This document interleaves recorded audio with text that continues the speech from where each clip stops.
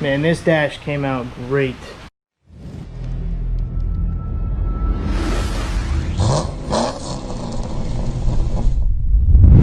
What's going on, everybody, and welcome back to the DNA Performance YouTube channel.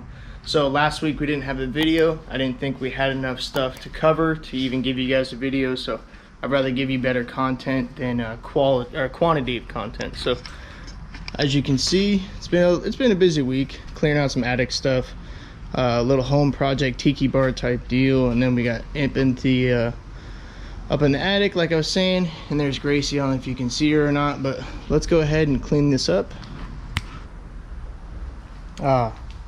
That's much better. All right, so side project move, ladder stowed a little bit. I gotta get back in the attic later, so that's why it's still there. But we have some parts today, and we're gonna open them up. All right, so what you see here are some 1 3/4 BBK Shorty headers for a 2015 Ram 5.7 liter Hemi.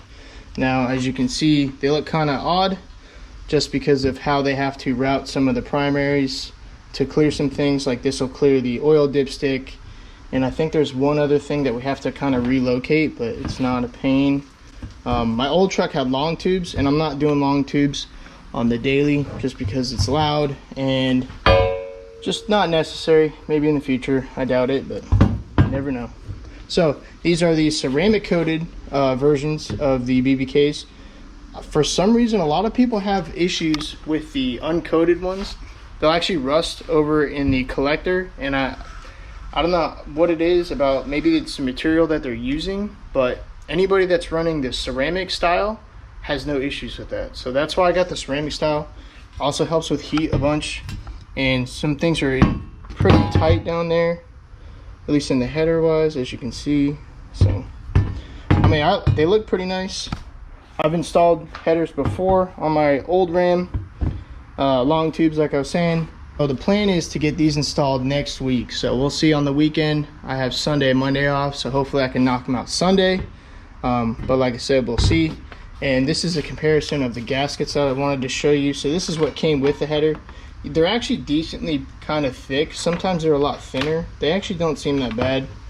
But these, as you can see, are a lot thicker, and we have multi-layers. We have a kind of a crush style right there, and then it looks like 2 other layers of steel that creates kind of a thicker portion, so where when you tighten all these down or torque them down, they'll actually crush this a little bit and actually seal. So a lot of people have a lot of issues with the headers not sealing, probably because they're using those gaskets.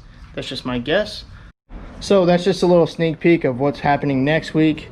And over here we have our sanding materials, we have our icing, and what we're actually going to do is continue on the Camaro.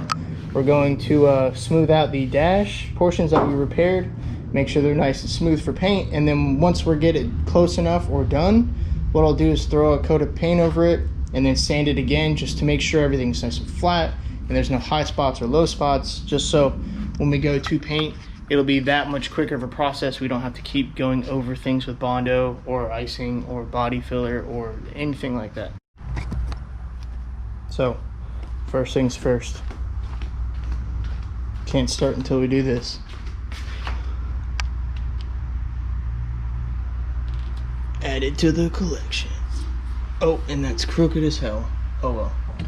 Go ahead and move these guys to our header rack, as we could call it, for the time being, because that's where we're storing all of our headers for the LS and for the truck.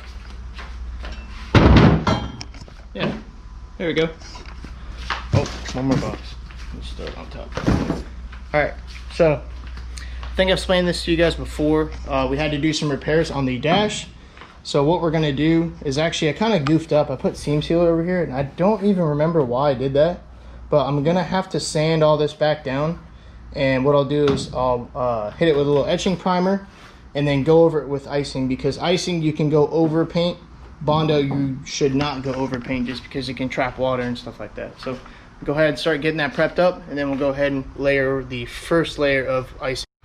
So just a little tip for you guys at home, when you're using your DA and you think you're finished with your pad or it's not sanding very well, don't throw these away. Fold them in half, and then you can literally tear these in half, or you can just use them like this, because majority of the time and harder to reach places, you're gonna need a nice sharp corner. Or, you know, like on this pad, the edges got gummed up because I needed the edge, but now the center is still like brand new.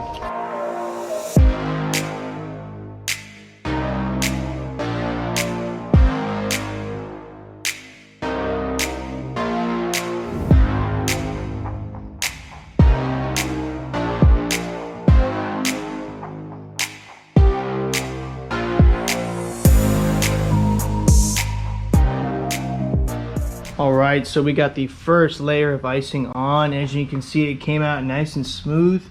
Now, probably just since this is a first layer, we're probably gonna have to drag it out a little bit farther just so it blends nice and easy. But we'll see when we start sanding it. Take a look at the other side. Other side came out just as good.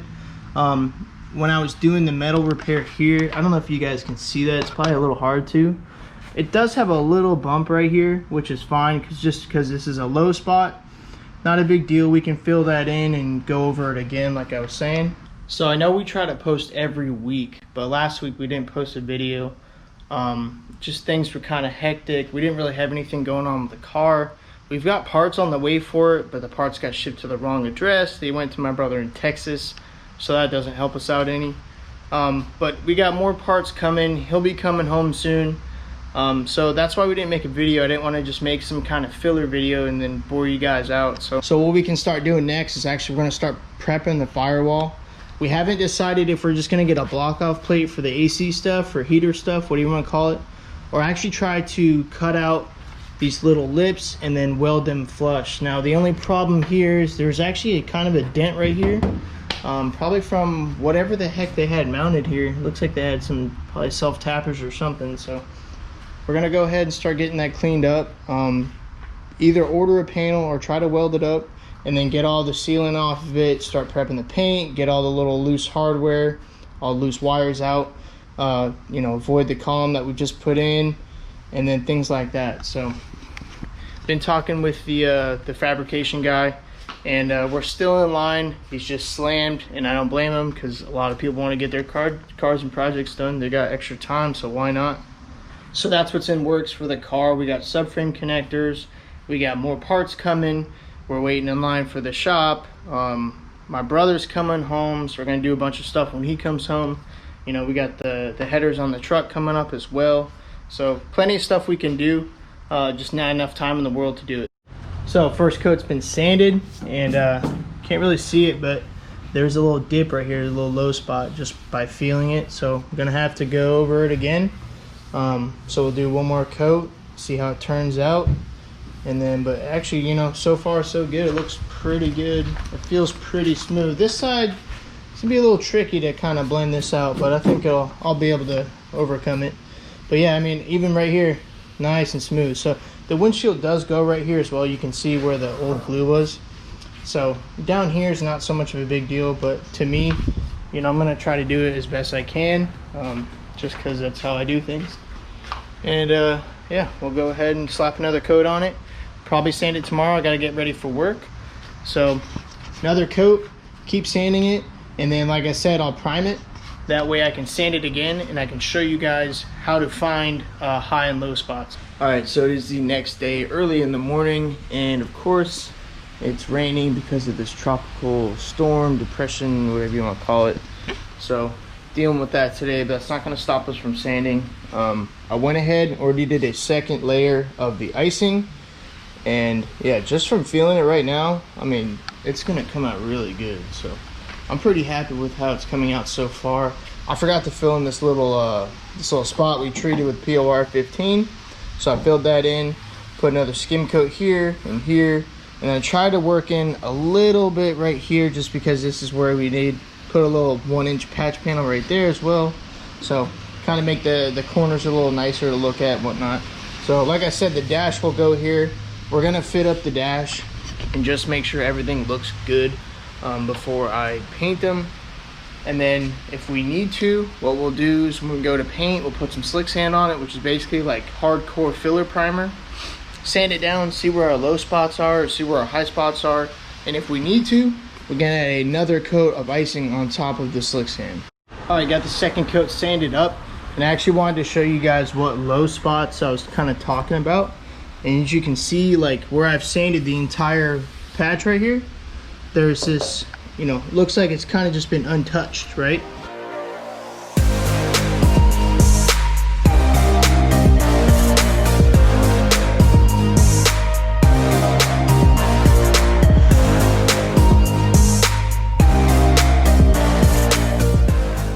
Man, this dash came out great.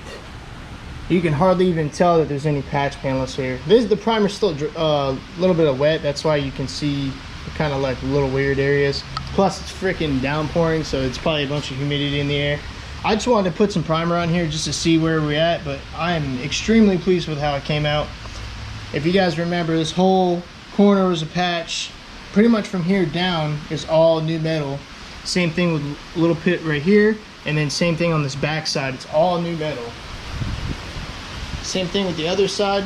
This side was actually worse, so it actually came out like this way, and then we went straight down and then across. So this whole piece was a panel, and there used to be a little hole right here. I don't know if you guys can see that. It's not there anymore, and it came out great. So I'm extremely pleased with how it came out. Hopefully you guys learned how to do your own body work at home. If you dare to do it, it takes a lot of time. Like I'd probably say I probably have at least 6 hours of sanding and applying the icing and everything like that. I mean, that's not even counting all the patch panels and the welding I had to do and grinding and whatnot. But I mean, it all comes out worth it in the end when it's done, and you can look back and say, hey, I did that. So to me, that's a huge factor, and I love doing what we do. So I hope it encourages you guys to go get your own project. Just make sure the dash is still there in one piece and it's not rusting away. So like I mentioned before, next week's video, we're gonna do the headers on the Ram, and hopefully those go nice and smooth. Probably gotta weld some nuts on some broken manifolds. I'll go into it next week. But yeah, that's gonna be it for today's episode, you guys. I really appreciate you watching. Don't forget to hit that subscribe button, and we'll see you in the next video.